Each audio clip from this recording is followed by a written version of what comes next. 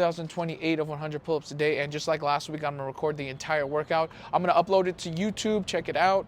I have a podcast on top of that. I have one already from last week, and I'm gonna do one from this week. So if you have any questions, comments, and that we want engagement for the podcast, go ahead and add question below. Put any comments you want, and let's have some fun today.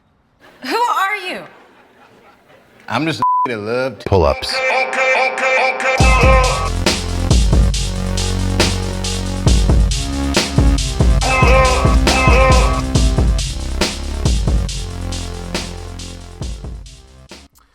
Hello, everybody. This is podcast number 2 of the Pull Up Podcast. This is your host here. I don't even know what the hell I talked about with podcast 1, but we're gonna move on with podcast 2. I have it all written down, ready to go. I have my Samuel Adams right here. Hopefully, my sponsor in the future, since Yerba doesn't want to give me any play, or who else? Yerba Madre. All them fools don't wanna invest in your boy so far, but I can't expect that 4 weeks deep into posting stuff, so it don't matter. Anyway, first of all, I would like engagement on this thing, so if you can ask me whatever you want, please, or comment something. If you want me to even to talk about some topic, even go ahead and comment that below. That would be great for the future and future podcasts. And here we go. So I'm going to talk about, I don't know if I touched on this, but why we started with day 2000. It just so happened to fall on that day out of sheer luck. So the fact that it fell on 2000, I felt like I had to actually start making videos because I had asked ChatGPT to find. I mean, I could have figured the date out myself, but why not use the tool of AI? I made sure I told it to calculate the day. What would it be if I started making videos tomorrow? And I said, don't forget the leap year that involved. Maybe there was 1 or 2. I forget. No, there's only 1 within 5 years. So yeah, there was a leap year. I said, don't forget the leap year. Let me know what day it'd be. It said that would be day 2000. And I was like, okay, day 2000. That's a fat 0. I need to start on there. So that's why I had to go ahead and start to make the videos, because it just felt right. I'm gonna start on day 2000. Anyway. My mouth is dry and beer probably doesn't help, but again, I have my Sam Adams here. So Sam Adams sponsor me in the future very much. Thank you very much. I'm going to take a sip real quick.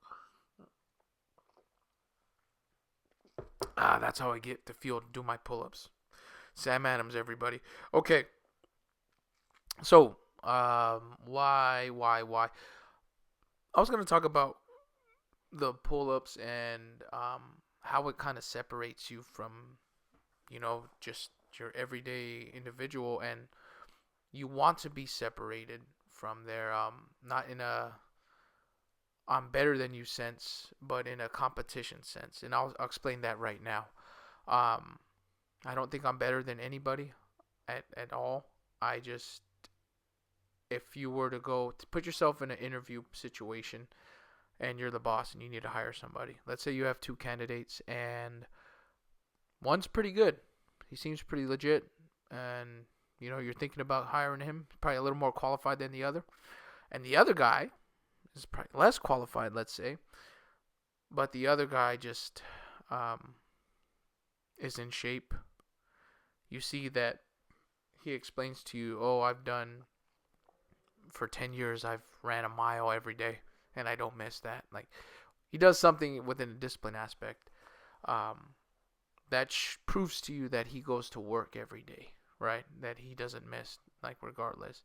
And I actually had to drop that when I was in an interview myself for a teaching position. And I may not be the most qualified. I mean, I have a teaching degree. What the hell am I talking about? But degree doesn't mean anything. We'll get into that later, too, because I got to touch into practice versus theory. But anyway, I just mentioned that they asked, I don't know how the hell that came up, but I had said that I did. I've been doing 100 pull-ups a day for like over 3 years now. I believe it was year 3 at that time.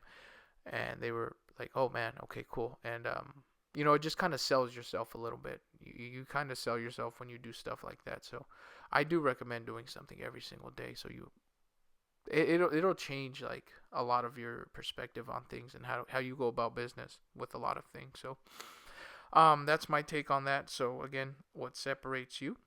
And now we're going into practice versus theory. Oh boy. Okay, so I have already told you that I know nothing. I am a fool, and the only thing I do know is I do 100 pull-ups a day, and that's pretty easy to count up to 100. I don't know about you guys, but I can do it. And I'm taking another sip.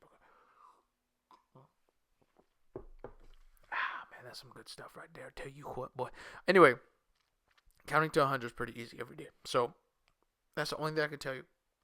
I don't know what the best thing is for anybody. All I know is stuff that works for me. Of course, works for me. Athletics. What the hell does that even mean? I'm coaching 6 years now, over 6 years. I've learned that a lot of folks, especially in today's era, we're filled with information. We have information at our fingertips, especially now with AI now. So everybody knows everything, right? So I'm just like, okay, I'm going to lead you to the water. And you can drink it if you like. If you don't want to drink it, then don't drink it. I don't care. I'm not the type to, or I'm not anymore. This is what you had to learn as coaching. Growing up, at least in my era, we just had to listen to the coach and do what the hell he says, and that's it. So point blank. And that's pretty good for an individual. For instance, in this workout here is a leg day workout. I'm doing deadlifts. I always kept my chin stacked, as my coach told me, my trainer. Man, that guy Jeff. Shout out to Jeff. I don't know your last name, Jeff, but you taught me a lot, bro. He's the he looked like Hugh Jackman. I think I talked about it in the first podcast. But anyway, I always kept my neck stacked because that's what he said to do. Keep your neck stacked. I trusted him. Bro looked like Hugh Jackman. I mean, I didn't question it. I didn't think I knew better. I just did it. And have I done research a little bit on why you do it? And just out of curiosity, or I think I came across a video actually explaining like the importance of it, and it has to do with the posterior chain or whatever, and your spine, and just keeping it in line. But anyway, back to just listening. Like, I've learned that a lot of young folk out there they always ask why for everything, instead of just trusting that you should probably just trust the guy that's been around longer than you, and that'll take you places. But I do appreciate the why factor. I think you should question everything in reality too, though, instead of just blindly, following orders, but in a respectful manner, of course. I think you should question. But anyway, again, so if I teach anything, whether it's what I'm teaching in the classroom, teaching, especially pitching. I'm a pitching coach, so or baseball in general, any baseball knowledge I can spill. I always tell them they can do whatever the hell they want. I always lead with that. You can keep doing what you want, and you can keep getting the same results. Man, I'll tell you, when I was coaching in college, I said Salt Lake last year. Last podcast I said Salt Lake, Salt River. Excuse me. I got the geography messed up. Yeah, I was coaching in Salt River, not in Salt Lake City, Utah, bro. Yeah, so when I was trying to reach your bay, but anyway, like I would, kids flat out don't want to listen, dude. I'm sorry. Like the majority, I talked to, shout out to Carlos. He's a coach for the Kansas City Royals. I believe he's in the AAA now. I think he has his own team, if I'm not mistaken. I'm not sure. But I had talked to him about coaching, and he was like, they just keep asking why. I know. He said, you always have to explain everything and why we do stuff, instead of them just doing it. What the hell you say? And yeah, I've learned that, man. Baseball, bunting is not a thing anymore. Kids will hit like $150 and think like they're hot shit still after hitting $150. And they claim to be desperate to get a hit, but they don't want to bunt when the third baseman's playing deep. It's like, makes no damn sense. It makes no damn sense to, a guy that thinks he knows baseball, and that guy is me. Yeah, man. So I know baseball. I'm not gonna say I think I know, but I'd like to think I know some. I've been around it for so damn long, decades. But anyway, practice versus theory. Let's go back to that. But I keep going in circles, bro. So works for me, athletics, is because it works for me, guys. Whatever that you can do, whatever the hell you want. I'm not telling you what to do. Again, that's the whole point of the channel. Find out what works for you, buddy. Maybe take some stuff from me and try it yourself. See what works for you. Pretty simple. Not everything on here is gonna be for you. Some might be. Not maybe 100 pull-ups a day is not for you. Hell no. Maybe it's not. Maybe 100 push-ups is, though. maybe running a mile every day is, though. Who knows? Who knows? Just, you can take. Dude, it relates to everything in life. Bruce Lee, martial artist, take everything. He was like the grandfather of MMA, right? So he said take everything from every martial art and create, like, blend it together. Be Walter, my friend. Be Walter. So much respect to the Bruce Lee. All right, here we go. Bruce Lee mentality. So that's how the name came about. And that's not a capybara. That's a damn Wolverine. Okay, that's my favorite animal on the as the photo. And why Wolverine? The favorite animal. It just shows the being relentless. Basically, you're not gonna let go because they're known to be a relentless animal. And the fact that, at least for my sake, is the vow of 100 pull-ups a day. I'm not stopping that for the rest of my life. So I'm not letting go of that grip. I have a grip on that. And the pull-up bar, apparently. You know what I mean? Let's see. Practice versus theory. Now I can finally talk about it. I cannot stand. To a certain degree, yes. Your piece of paper that you earned gives you credibility. Okay? It doesn't make you right all the time. It doesn't make you automatically right. And it doesn't make you an expert. Okay, that said, I'll give you examples. My grandma, God rest her soul, she had a stroke. We went to Harbor UCLA Medical Center, go see the doctor. Doctors were saying that she just got up too fast. And they tried to say that was it. And her head rush, like, how you get up, you get lightheaded. Yeah, they try to say that she's over here slurring her words and all this, and they just diagnose her with that. These guys have medical degrees, people. Sammy just told me that story about a lady with her ear bleeding. Apparently, she was having aneurysms from the other doctors from Mexico, and these doctors here were saying she had something that had nothing to do with it. Doctors today, they prescribe, here goes some antidepressants. Here goes some, what is that one? Xanax to help your anxiety. Like, everybody, bro. So, and I'm not shitting on doctors right now, guys. I'm just giving you examples. Another practice versus theory.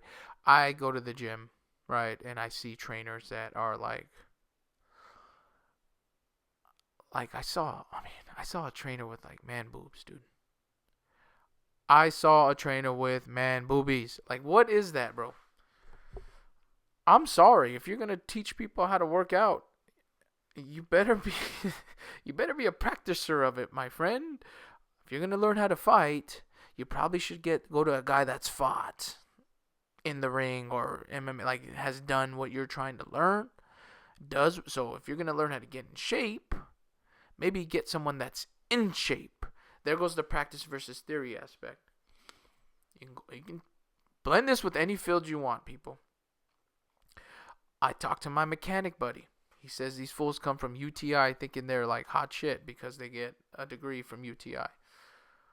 But they don't know a damn thing because they don't practice enough. They read a book. Guys, they can read. And now you have physical trainers that, dude, you're, like, scrawny. You're not strong. Maybe they're flexible, though. In my defense, maybe they're not looking for strength. I don't know. But sometimes, like, what about a guy that doesn't have I have my certification. I have a certification myself, but it's not like I don't have an ACE one or anything, dude. Like I said, I know it's just an expert rating, personal training certification. That's what I have. But I practice this crap every day. I don't get injured. Look at the video here. The form is clean. You can see I know what the hell I'm doing. I'm doing Zercher squats here, freaking deadlifts. And I don't think my form is by any means close to dirty at all. And I can show people how to do it. Do I need to know, like, everything in the book with it? No. It's supposed to make you stronger, buddy. It's a leg day. I'm hitting my hammies. I'm hitting my glutes, everything. My quads. I should have did my hip abductors here. I usually do another exercise in this one, but I didn't do it. It's like there's this rip-off gimmick that I think Joe Rogan was endorsing. It was like a monkey grip for the feet or something, and like you hook a weight to the foot. And I'm like, dude, you don't even need that. Get a kettlebell. Just weave your foot through it and pull the kettlebell. I'll show you what the hell I mean. It's hard to explain in words. But anyway, yeah, that's what I wanted to address here. Practice versus theory. I am more of a fan of practice. I want to know what you guys think too. Like, would you prefer someone who practices or someone who just read a book on it and is well versed around the book? Because you do need both, though. You do need both. In theory, such as like, I don't know, Art of War, I guess that's a theoretical book. You know, it's good to follow, but at the same time, you kind of want to, you know, maybe get a book from Napoleon, I don't know, on his war tactics, or one of the great generals like Hannibal. Maybe he doesn't have a book. I don't think Hannibal has a book, actually. Look at my ignorant ass just talking about this. But, you know, great generals like that. You got to find a guy that's been to war and get his aspect on how to win, you know. But, yeah, that's my spiel on practice versus theory. I think I'm more of a fan of practice, but you do need both, though, in both cases. You should have some knowledge of both. And that goes back to being well-versed, being water, right? Just jack of all trades, baby. That's the best way to go. Next, I would like, so the engagement, because these are all my topics I said, and I was over here telling Sammy, like, asking Sammy, like, what the hell am I going to talk about?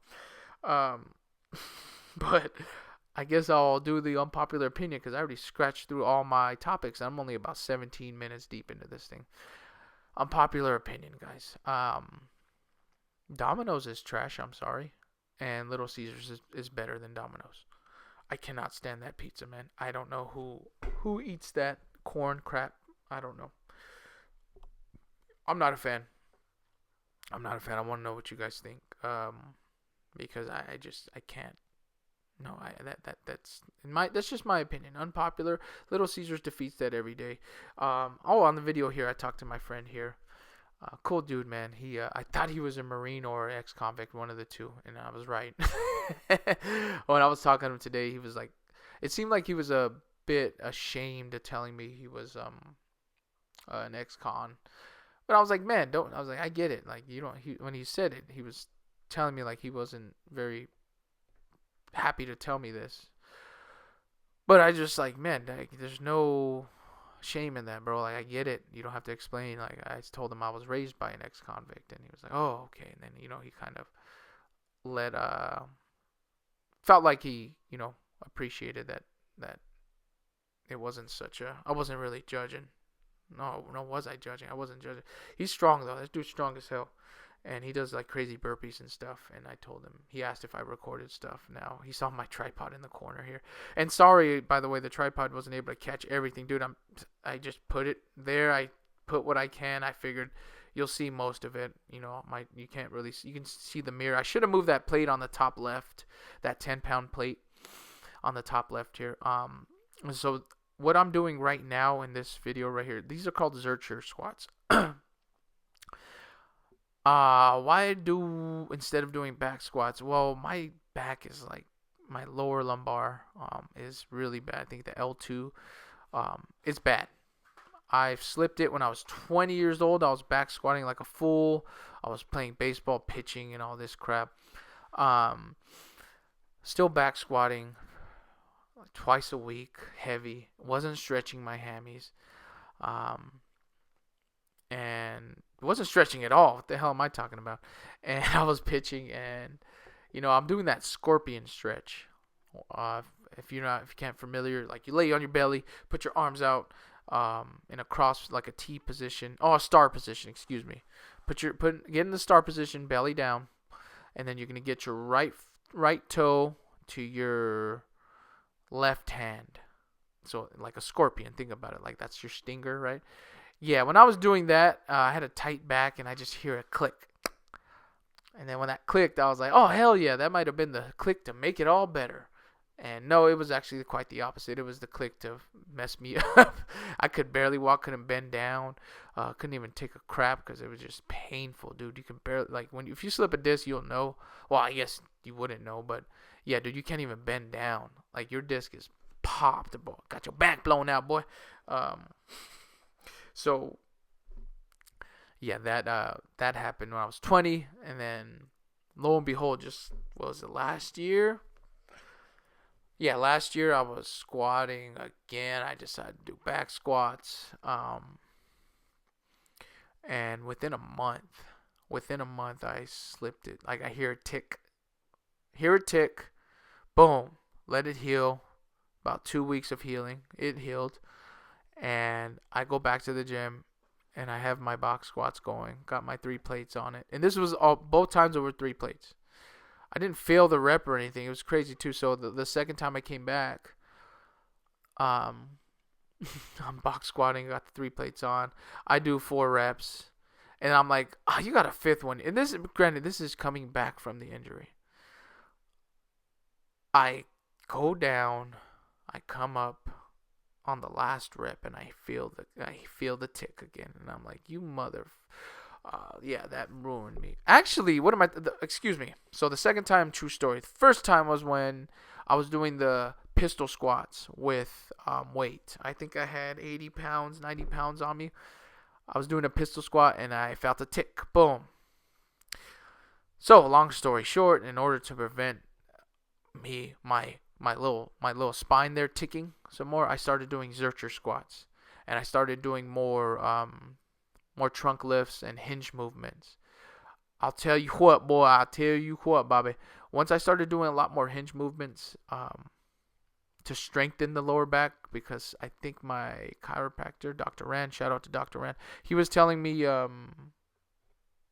something about, like, I believe it was him that was telling me about the hinge movement, strengthen that up. So I started doing that, and I don't know what machine it's called. It's not even a machine, but like it's an apparatus you put your legs through, and your top half trunk lifts are hanging down, like, and you hold a weight, you hug a weight, holding it for an isometric hold for like 10 seconds when you come up. That's been helpful as hell. And dude, I'll tell you what, Bobby.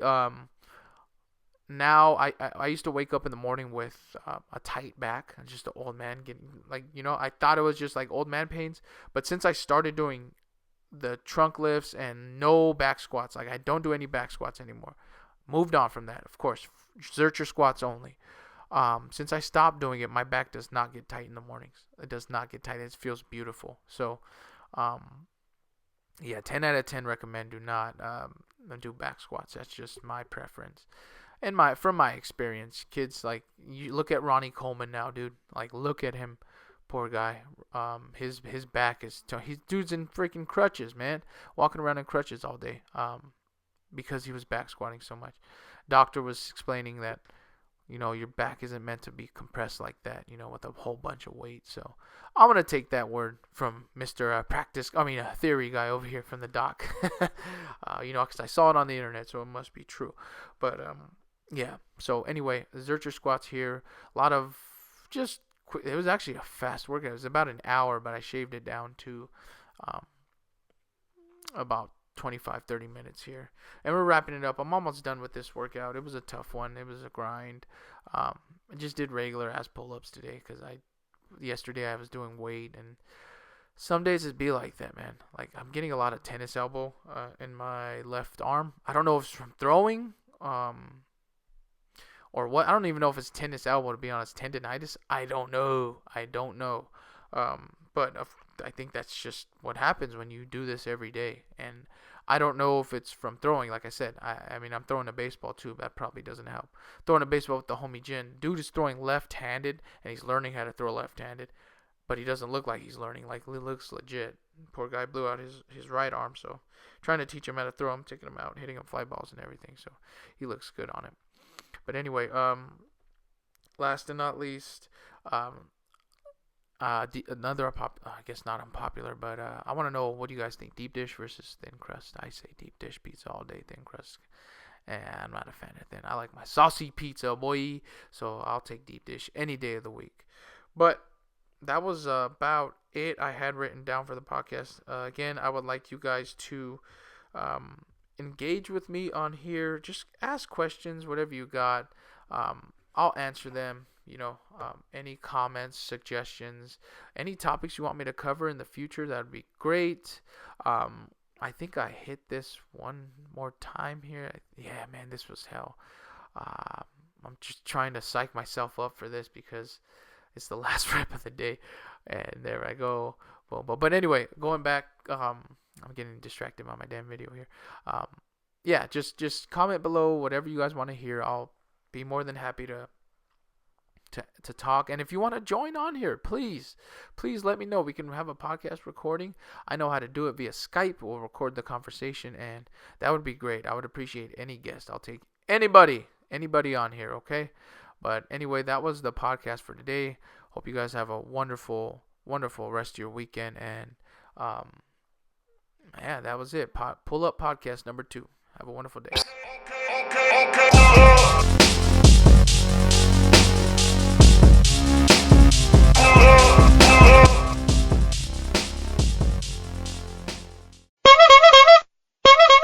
Ass clown.